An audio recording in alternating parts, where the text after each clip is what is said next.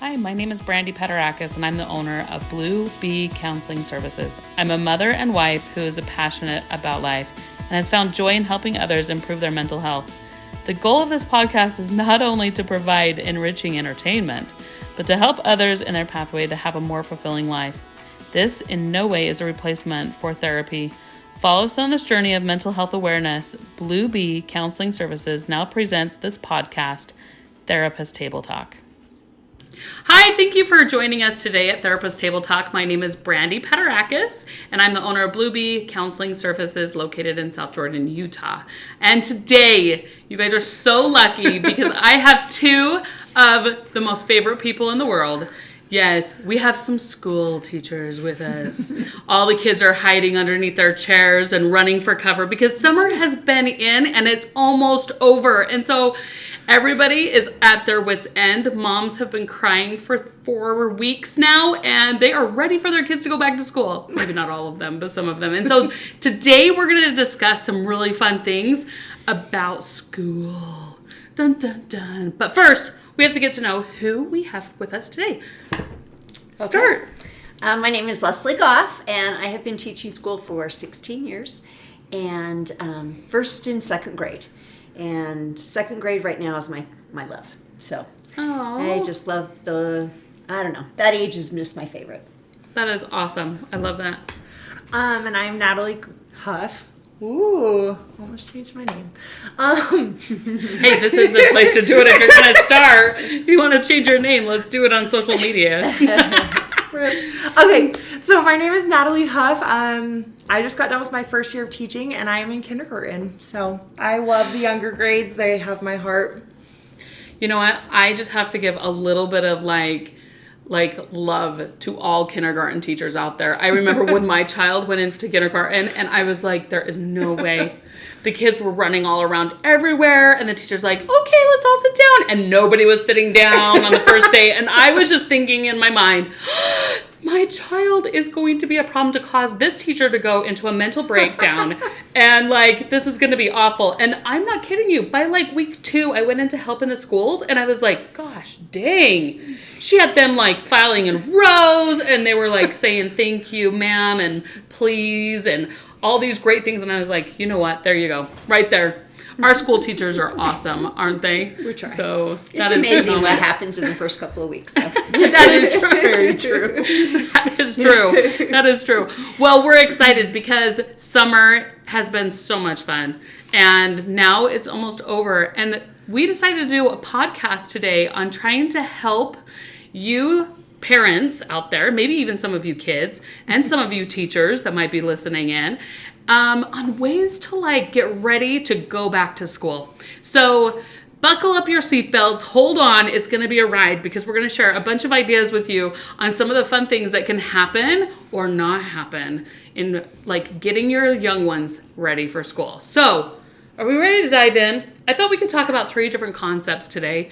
Definitely we have the kids that are antsy and super nervous about going back to school. And we also have the ones that are so ready. They've missed their friends. They don't get opportunities to see them during the summer. They miss doing the schoolwork. And there's a little bit of a win for them in doing school, right? Yes. And they're the ones that are on you to make sure that you guys are all prepared when you come back, right? Tell me a little bit. I would love to start out. Tell me, what does the summer look like for teachers?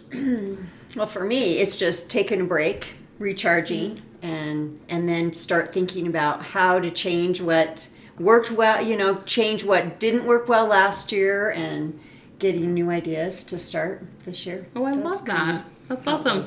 And how is there any prep that kind of takes form during the summer? Or is that a week before school starts? Or do you kind of feel like you kind of just do it throughout the year so you can have a full summer? How does that work? I feel like it's different for every teacher. I feel like some teachers are really good at getting it all done during the school year and then have a great big summer off. I like to prep during summer because that's just who I am. I love to put things together and to create things. So I like to do things during the summer, but I normally don't. I would say August is the prime time for teachers to really get down to business and think, okay, what am I going to do this school year, and really start prepping. Oh, I love that. That is beautiful. That is really a great thing. Well, we're grateful for your preps and I'm sure there's some kids, for those kids that are really excited to come back to school, that are really grateful for those too. And there's some kids out there that are not grateful. They're like, no, can we have movie day again for the first 2 weeks of school and play Heads Up, 7 Up? I don't know. Do they still play that at school? Yes, they do. They do? Yes, Oh, yes. Good, because that makes me feel right at home. I was like, yes. I loved it when the teacher had to make copies and she's like, you're in charge. Heads Up, 7 Up. I'm like, yes.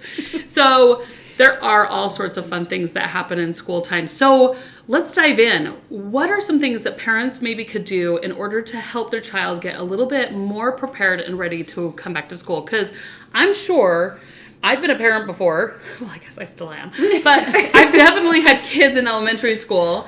And the prep that kind of goes into it, I kind of think that sometimes I just forget. And I think that that's why this episode is so great, is to kind of help us be more aware. Because if we're more aware, we might be able to make things happen just a little bit, that transition just a little bit more smooth. And so what do you guys think? What are some things that our parents could maybe be more in tune about, or understand, or know, or be aware of? Well, I think if your kid is starting to get nervous, that you just need to say, it's okay to be nervous. Ooh, it's okay. And because, teachers are nervous too. The first day of school, I didn't think about that until I was a teacher. And then I'm like, the first day of school, you don't know what kind of kids you're going to get. And, you want to be there for them. So anyway, being nervous is okay. And you just need to let them say it's going to be fine, but then change it to being excited and saying, this is a new start. You're going to make new friends. You're going to learn new things. And, you have a new teacher, a new start. Some kids may have had a really hard year the year before. And this is just a time to start over again. Oh, I love that. That is great. What great ideas. And I love the idea about the anxious child. And we'll talk a little bit more about that in just a moment. But I think that this is so good to be prepared. Not to be necessarily afraid, but to say, hey, it's okay that you're... address it right up front. It's okay that you're a little bit anxious. Yep. That's beautiful. Yeah. I think part of the way to help with that as well is to build a routine before school starts. I mean, you think about what time was bedtime during the school year? What time did you make time to read every day? Things like that. And so those same things that you did during the school year, starting to integrate them back into your everyday routine is important. It helps them get back into, okay, I need to be better at reading every day. I need to make sure that I'm getting enough sleep so that I can have the energy that I need to learn. Things like that. So getting a routine set is important. Oh, I love that. That is perfect. I mean, I know I do better when I have a routine as an adult. And sometimes we get integrated into the fun of the activities and the events during summer, and we're going on vacations and we're staying up late at night.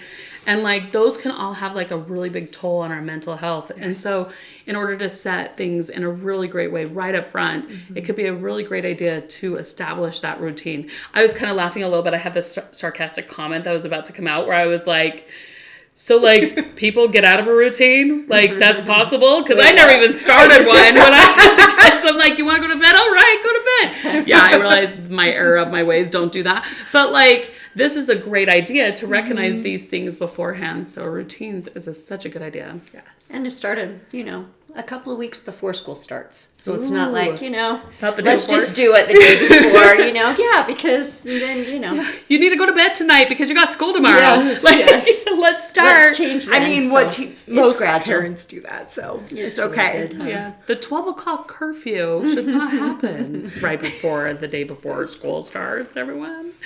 Let's make that 2 weeks before. Yeah, that is funny. And then recognizing your child and knowing what's best for them. I have some kids, they can stay up till 10 o'clock. They have emotional awareness. They are very regulated. They do well in school. They're very attentive and awake. And there are some kids that they're like, I have to go to bed at 9 o'clock, in order to be fully functional. And so I think it's really great to have that conversation with your child and to help them know it's not a bad thing that you're a child that needs to have a little bit more sleep or go to bed just a little bit earlier, and to be aware of that. and then to make that kind of a superpower for them in a way could be really informative and good. So that's awesome. I love that. What else do you guys think? I did have some thoughts. I did put down some thinking thoughts on my phone. Of I was about to say, I remember a great big one. A big one is just part of making it exciting is maybe getting them a new backpack. Getting them something, like getting them a new outfit that they're excited to wear on that first day of school so that their energy is there and it's not some dreaded thing and they're just excited to kind of show off their new style or things like that, because that can change over the years too. So ooh, that's a great idea. Maybe a new haircut, whatever they shaving their little elementary beards, but all funny aside, that is really a great idea. And I do remember that, like looking back at when I was a child, it feels like such a long time ago.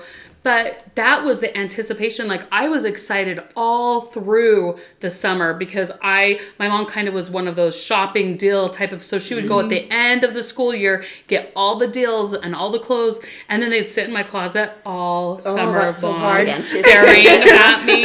And she's like, you can't wear them till the first day of school. And I'm like, anticipation is killing me, Mom. But at the same time, that got me excited to go back. There wasn't that dread or that worried feeling. I mean, you have a little bit there because there's always the concerns of the what if that might happen, but the anticipation of going to school, getting to wear your new outfit, for sure. Such a great idea. I love that. Creating a new style, such a cute thing. I love that. Yes. Yes. Another thing I was thinking about is like healthy habits. Maybe like this could be a great time to re-talk about eating and like having healthy foods, as much as I love corn dogs and I love to feed my children chicken nuggets and corn dogs, which I'm not saying is a bad thing. My kids are just fine eating them, but maybe a salad might have given them the extra little that they needed right before going to school. It starts off that brain power, get them going, a nice big bowl of protein shake, some eggs and breakfast, maybe some breakfast. Right. Heck, I never fed my kids breakfast. Maybe that might be it. My kids were just fine. If you're a parent that doesn't feed your kids breakfast, you're okay too. But I'm just letting you know, maybe that's a good idea. I don't know. It does make a huge difference. You can tell the kids. Absolutely. Oh, yeah. And they come and they go, I didn't eat breakfast. And you can just tell. They just don't have the energy or the spark. So it's important to have something before they come. Oh my gosh. It just is a great way for them to get started. I was one of those parents. My kid was one of those kids, you guys. My child was one of those who's like, I'm starving, and the teacher's like, here, you can have some of my breakfast. Nowadays, they wouldn't do that at all. They're like, go call your mom. Oh, that's so good. Go get in your backpack. I'm sure there's some leftover Cheerios in the bottom of it. It's fine. Oh, that's so good. Okay, so maybe creating some healthy starts with food and nutrition, maybe some healthy amounts of exercise. I mean, if they've been couch potatoes all summer playing games, which I don't blame them at all. I mean, I fully enjoy watching a movie. I have my very big amount of movie time that I get every summer. I love it. But if that happens to be your child, maybe consider being like, they're going to be out in the playground, a little winded. Maybe we should get them moving. Like 2 weeks before, let's start heading to the park, doing some exciting things, throwing some footballs, getting them back in the groove of things. Because the last thing we want to do is send our child to school when they don't know how. They were a basketball star in second grade, and now they're on the lower of the totem pole and they don't get picked first anymore. Maybe we should throw some basketballs around. And that could be helpful. So just all funny aside, that is just some fun things that we could do to integrate into this. Anything else that we're thinking of? Oh, we were thinking about like reading and doing math facts. Those kind of things that maybe they haven't done as much, and getting back into the routine about, let's start reading every day. And hopefully they've been doing that during the summer. As teachers, we really want that to happen. But we know it's not realistic. But as they're getting ready to go back to school, get them in a routine. We really want them to be reading every day. And math facts are always great to help them get a boost to be ready for math. I love that. And I think that the libraries and the school systems have been so great nowadays with like being like, hey, here's your like 20 books for the summer. Like take this home. This is your bookmark. Like have some fun in reading these stories. Or even like maybe like some challenging math facts that leads to some sort of a prize somewhere, which some schools are obtaining and doing, which can be super fun to get them integrated and outside in the areas, like geocaching and fun things like that, where they can look up coordinates and figure out things and use their minds towards fun activities. So that's awesome. I love that. Of course, I love also the part where you said, we know it's not realistic. That made me feel just a little bit better as a mother, where I'm like, oh, dang, I need to work on Unless you some have things. an avid reader. You know, I have some kids that come back, I read all these books over the summer, like, awesome. But, you know. Yes, those it is are important. probably few. Well, we also talked along with that is like electronics. Electronics aren't bad. They help us so much. And so maybe integrating, instead of, playing like Mario Kart the whole time, like integrating some of those like math games on there, or something that's a little more educational. Ooh, as simple as that. that. Yeah. So what you're saying is 2 Mario Kart games and 1 math game. Just kidding. Just kidding. Whatever works for your kid, right? Every kid's different. Right. I love that, switching that up. And I love the part where you say that it's not bad video games. We are living in a world where there is so much resources with computers and sciences and technology that it could, if by eliminating all of that from our children, could really hinder them and put them behind in this type of world that we live in. And so like creating a healthy balance with it and recognizing for your child what that means for your kid. Like, be careful about listening to your friends when they're like, my child does. And we're like, whoa, dang, I am off my grid of being a parent and I am bad. And so watching out for that and not allowing that to really encompass us, but to say, what does my child need and what's healthy for my kid? And really understanding and knowing that. And having some empathy for yourself as a mom. Like sometimes I need to take a shower. And the only way I can take a shower is by throwing on that movie or putting on that video game. Like I have to pull some special stuff out of the closet. You know what I mean? So we've got to like encompass that and allow that to win as well, which is such a great thing. Yes, I love this. I also want to talk about a few things that I looked up, and I have a little thing on my phone here. So let me get in. It says how to get kids to stay on their A game in going back to school. And I like this. Let me just run through a couple of things that it says. And so kids, if you're listening and watching this with your parents, this is up to you too. Like making the valid effort to applying good things in your life so that you can like win, open doors of opportunity, and really quite survive these areas and these times right before school starts. So here's what they say. Find what motivates you in school. That can excite you and get you excited to go back. So if it's recess, good for you. You have recess, and that's great. If that gets you to go to school and you get excited just about recess, sweet.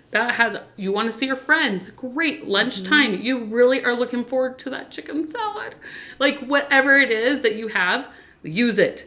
Okay, so the next thing that they have is use your learning coach and your teachers. So talking to them about some of the fears or some of the things that might be getting in the way for you of really like enjoying and loving coming back to school. I mean, how would it be if a child came up to you and said, listen, I am just not looking forward to coming back to school this year. I am like really scared of you. Not that they're going to say that, but like I'm really fearful of this. Or maybe the parents contact you and are like, my child's feeling really apprehensive and they're really worried. Like what are some things any suggestions that you have for that? Or what would you say to them? Well, the really good thing is they do back to school night. And that just brings, lets the kids come. We do it in the classroom. I mean, every school's different, but at our school, we have them come in the classroom. They meet us. We kind of get them to feel, comfortable where we are, where they need to line up, where the bathroom is. Just some of those things that kind of gets them, okay. Yes. Where they're sitting in the classroom. Maybe some of their friends that they might be coming in with. Yeah. I love that. Look around and say, oh, I know this person and this person. I said, see, you already have some friends that you already know. And it just helps them feel comfortable and, want to be really positive. And, if they do have concerns, tell me about them so I can be aware, and parents will come and say, they're really kind of nervous. And it just helps us as teachers to kind of be aware of that and be a little more gentle. I mean, you have some that are going to come in and just not want to leave mom and dad. And it's good to be aware of those situations. Yes, especially in the younger grades that you guys teach in, which I think is so great to understand and be aware of, for sure. And can we just say, good job for any of those kids that come and be vulnerable to say those things to you guys. I think that is like, and to really like, uplift your child and be like, good job, and give them the attaboys of feeling safe to come and talk to you about those things. Or even as you as parents, if they feel safe to come and talk to you, these can be scary things, because a lot of times we could be like, oh, it's going to be just fine. Oh, you're going to have such a good day, and so instead maybe maneuvering like a little bit more listening, and seeking to understand where they're coming from and their fears, and validating them in that. I think sometimes as parents, we feel like, oh, if we validate them, then that means that they can go on a roll with that and maybe watch your child. Maybe your child is the one that might do that. But be aware of it. And it's okay to validate and keep them in that space while also saying, well, what? And then redirecting with questions. Well, what do you think is something that you are excited about? What do you feel like is something that you would look forward to if you didn't feel this anxious feeling or nervousness? Or sometimes I like going like, what's the worst possible thing that happens? Well, if that happens, then what? Like the if so, then what type of thing. I use those in my therapy practices. And don't be afraid to get them in therapy if they're feeling a little bit more anxious and a little bit more nervous. I see kids at the start of every single school year. Like they'll come in for just a couple of weeks. We dive into a couple of thoughts, some fears. We motivate them. We get them the courage that they need to go out and face some of those fears that they have. And it works. So don't be afraid to like jump into that therapeutic process as well. Set expectations. Let's see. Your kids might be irritated, you guys. I'm just, they have not been sleeping all summer long. And now all of a sudden they have to like go to school all day. Yay. And so then we're like, what's wrong with you? And they come home and they're throwing their backpacks and you're asking them to clean up the kitchen and they're like, no. And then sister's hair's getting pulled and dinner's all over the floor. And like, not that that's right or okay, but sometimes just having awareness and creating some space for some irritability, being a little bit more patient during those first couple weeks of school as your kids are starting to like integrate themselves back in to like the rules of like going back to school and spending the time. And it's exhausting. It is. It is. It's a lot to go back to school. It's change. Yeah, it is It's change. hard sometimes. Yeah, that is true. Okay, so irritations, we understand that. Set deadlines. Like, hey, by this day, I'm going to do this thing. Maybe, or like rules, or boundaries or like goals, to kind of be like, hey, okay, I'm okay to feel this way for now. And, by the time I get in the car to go to school, I'm not going to anymore, or it's okay for me to feel apprehensive and nervous, and I'm going to create space for that and teach your child to create some space for that. And then once we get there, then recognize the things that are fun. Yeah. Recognize the things that you are excited about. Focusing more on those than the other things maybe could be helpful. We talked about paying attention to your children, watching how they're responding and their bodies are responding. Also listening, having empathy for them. Working with the teachers, we talked about that. That was another thing that's on this list. It's kind of cool. Don't be afraid to talk to them about maybe some of the concerns that you might have. Teachers want to hear those things. It actually promotes more of a better environment for all the kids, I think, when you have that. Have you ever had examples of that? Like any kids in the past where parents, like you were like, oh, that's what's going on. I had no idea. Yeah. All the time. Yes. That would have been nice to know earlier. Those kinds of things are real important to know. Especially like big things, maybe not just necessarily for summertime, but any big events that are happening in your life could be nice for the parents. Not that you have to go into detail with your teachers, but just to inform and keep them on the same page. Yeah. Because I think teachers want to be an ally to the parents and helping them and be on the same team. And so like really navigating that forward and being like, hey, let me be the helping hand here. If I can do this from this side at school, the kid might be a little bit more sad at school. Maybe the parents are going through a divorce or they lost grandpa. Little things like that could be very, instead of being like, now what's wrong, little Tommy? Like, come on, like pick yourself up. You got this. And Tommy's quiet and doesn't want to share what's kind of been going on. But then having a little bit of empathy to be like, hey, you know what? I brought you your extra little snack today. Yes. Or like, hey, well, how about you just sit here today? It's okay. You can stay inside from recess today with me and we'll play games or whatever it is, being aware of that. Yes. No, No, I totally it agree. just has to be a little email. A lot of times I just, just send me a line. Say, hey, my kid was having a rough time this morning, or this is why, and that's all it takes. Doesn't take much. That helps a lot. It I had a does. lot of parents this last year. I mean, it was my first year, still trying to learn everything. And I had a lot of parents that were very good at doing that. And they just send me a message, and sometimes I wouldn't read it right at the beginning of the day, and I'd read it at recess, and I'd be like, oh, that makes sense. And like, okay, the rest of the day, like, I'll treat it a little differently. So it does change the way we look at the kid, and it changes the way we react. Because, I mean, information is always needed and always used very well. So Yeah, and I think sometimes we look at the kids as a whole, like it's a classroom, yes. And so sometimes when we understand a little bit more about a certain individual, it can allow us to have empathy to say, oh yeah, like there might be other things that are kind of happening around here, and I can be a little bit more understanding and watchful. I love that. One great thing that they talk about is focusing on the future, like, hey, guess what? Like, you're not going to be here forever. You might graduate someday. And look at all those friends that you're going to gain by going to school. Like, this is so fun. Like, thinking about the future, staying positive. That's one of the things on here. that's important. Setting some goals with your kid. We kind of talked about that. Asking questions to teachers. We talked about that. Let's see. Understanding the teacher's job. This one's a good one. I laugh at that. That's good. I think COVID helped a little bit with that. Yeah, I agree. Yes. And so, have you had any experiences of like where parents maybe overstep their grounds or maybe expect certain things that you're like, actually, that's not in my job realm, that's in yours as a parent?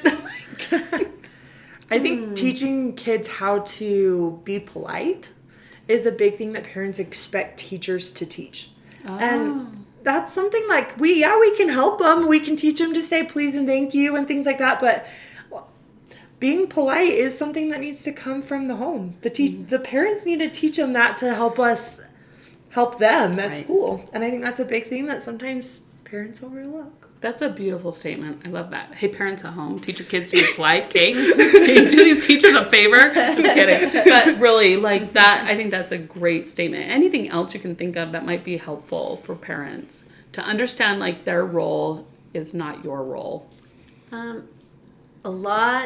think it's real important for them to work on homework. I mean, we don't expect a lot usually, especially in the lower grades, but how important that is. I mean, most of the homework is just reinforcing what we've taught, and to have them just look through like backpacks. I'll have backpacks that I will open up and they haven't been through them. And, I just think it would be, I don't know, if you can get a routine where you just, let's go through your backpack every night and just kind of look at the things, because teachers spend a lot of times correcting papers and sending them back.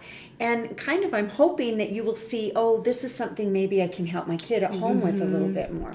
And then when I see it in their backpack for, forever, I'm like, okay, that message isn't getting through. Those kinds of things. I think that would be really helpful because, a lot of parents may think, well, they're learning at home when they get home, they're learning at school when they get home. They need to just have their free time. And this is true too, but they also need to have that structure where they do. And maybe just make it a fun thing though. I know some parents that will have their kid work on homework while they're making dinner and make it more of a fun interacting time, and just make that a more positive situation. I love that. That is a great idea. So all of you parents out there that you don't look through the backpacks, maybe consider investing in some safety pins to give your teachers so they can pin it to your kids' clothes. Oh, goodness. Okay, I'm totally kidding. Don't do that. But really, maybe let's open up the backpacks and take a little peeky inside and see, how we can help from our end as parents and let the teachers do their end of the I would say that's a big thing, too. Kids can be advocates for that as well. They can be the ones that pull the stuff out of their backpacks and go, Mom, look what I did today. Dad, look what I did today. This is what I need help with. Oh, I love that. The kids can do that also. That's right. So. This is the kids' problem. You parents have enough going on. Teach your kids to do this. Okay, that's really fun. No, I love that. I think that is really great. It talks a lot about on here about watch out being overscheduled as moms, like especially going in to like the first of the new year. Like maybe eliminate all those lunches on your schedule. Like I do that a lot, right? Or creating some time at home, right when the kids get home from school.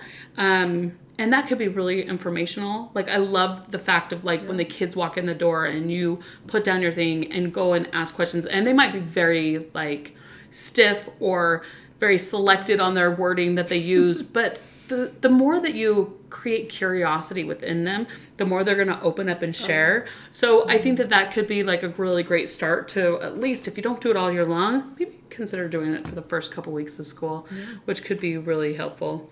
I love the part on here where it says create space to talk and explore with your child. So I think that's exactly what that is, you know, finding the time during dinner, like what Leslie said, or, you know, hey, everybody come upstairs and let's like have a little family get together for just a moment. Let's explore how the day went with our first day at school. Is there things that maybe got in our way a little bit? Any traps that we kind of got into that we wish we could have done or navigated a little bit differently? Were we nice to everybody today?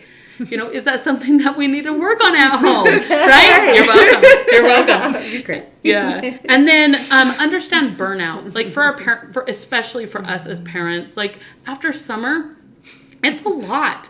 Like we're constantly feeling the need to take our kids swimming and do all these activities, and we have to create this some great fun summer that they're supposed to have, but that can lead to like burnout really, really quickly, and we become exhausted, and then we all sleep in the first day of school, right? So like maybe watching for burnout, taking some procedures of self-care, and really taking some time to love yourself and the mistakes that we make in the process, maybe, which is a great thing. Okay. Whew. Anything else here?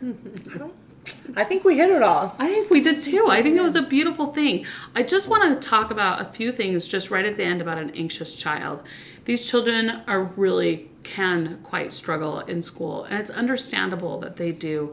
Recognize mental health as a serious concern and issue for some of these kids, and to have empathy and love and understanding when they're dealing with this. If they come to you, my stomach is hurting, that is a sign of anxiety. You know, I'm feeling apprehensive or worried. If they're using their emotions like that, good for them, right? But at the same time, be willing to explore that with them. Why? Ask the questions why and get into there. Maybe teach them, you know, how to understand their apprehensive feelings and what that looks like, what their body is manifesting inside them, and how they can watch for it and be aware of it, and then what to do with it. You know, when you are feeling this way and you're at school, and I'm not here to walk you through it, what are some things that we can do? You know, let's do some breathing exercises. I love the cooling down the soup. You have some hot soup and teaching them how to blow on the soup, right? With some deep breathing. A roller coaster, you know, going up and then down, and breathe in and then breathe out, you know. And so like things like that can be really helpful and fun for the kids, and teaching them how to navigate their own emotions through anxiety or anxiousness. Some other things that I have down on here is like inform them. You might be anxious. We're going back to school. Like insert information right at the beginning. It's totally understandable. I was nervous when I was a kid too, you know, and so it's okay. You are fearful of making friends. Don't, you know, it's totally understandable that you're worried about that. Here's some tips and tricks on what to do to make friends or to play with that group on the playground that maybe you're wanting to play with, or sit by those kids at lunch that maybe you don't know, you know, or worried about knowing, or worried about wondering if they'll let you sit with them, right? And then maybe as parents informing your kids to invite others, be aware and watchful. Look around the schoolroom and see those kids that don't know where to sit or who to play with, and invite them over to be that kind, you know, teaching them manners. Look at that. We added that in too. Perfect. Yes.